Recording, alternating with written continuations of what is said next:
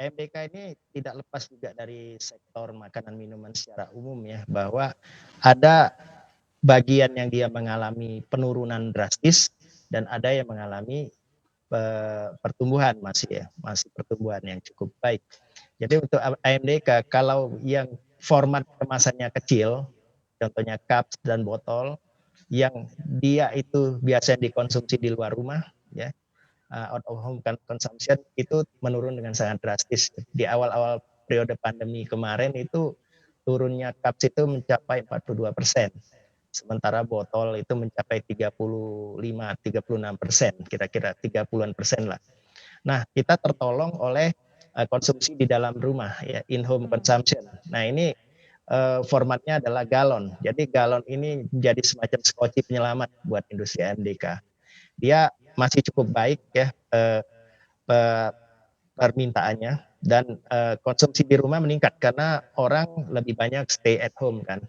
Nah, itu yang membantu kita. Jadi secara umum seperti itu, Mbak.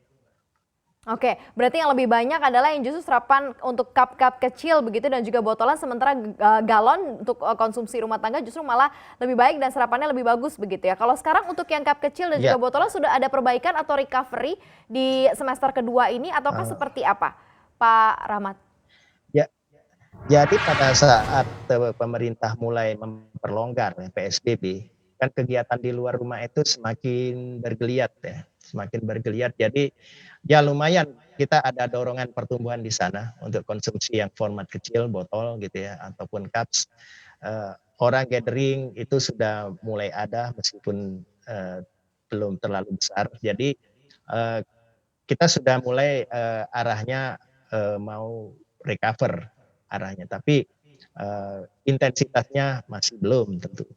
Nah, cuma memang Mbak, ini benar-benar sangat bergantung pada keberhasilan kita secara luas ya dalam mengendalikan wabah ini. Kenapa? Karena kegiatan di luar rumah itu akan sangat tergantung dari terkendali atau tidaknya wabah ini. Oke, kalau boleh Pak dijabarkan begitu ya secara industri berapa begitu ya serapannya khususnya untuk kemasan yang kecil dan juga botolan maupun juga yang galon secara industri. Kalau dari Danone Aqua sendiri berapa nih Pak yang selama ini cukup terserap di pasar nih sejauh kondisi masa PSBB kemudian juga masa PSBB transisi atau new normal seperti saat ini nih Pak Rahmat?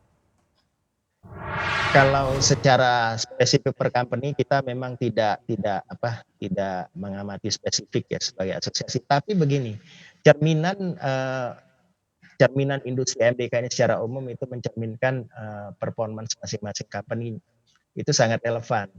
Jadi apa yang dialami oleh single company itu sama, Pak. Jadi penurunan drastis di format-format kecil, cups dan botol itu terjadi merata dari Sabang sampai Merauke, merata di seluruh Indonesia, merata dari seluruh pelaku usaha, jadi seluruh perusahaan.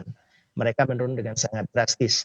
Nah, mengenai galon, kita tertolong. Jadi ada permintaan tambahan dari konsumsi rumah tangga yang meningkat ya.